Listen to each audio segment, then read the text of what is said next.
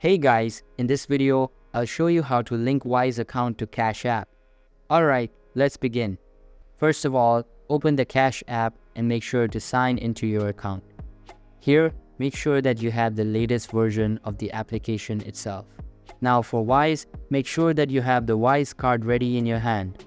Once you do, what you need to do next is tap on your profile icon from the home screen.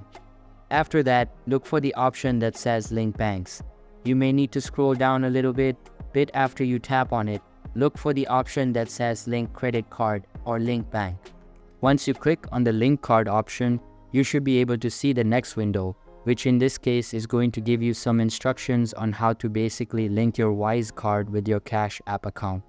Now, you just need to follow the prompts, provide some details, and complete the process. So that's basically how you can link Wise account to Cash app. And that's it for this video.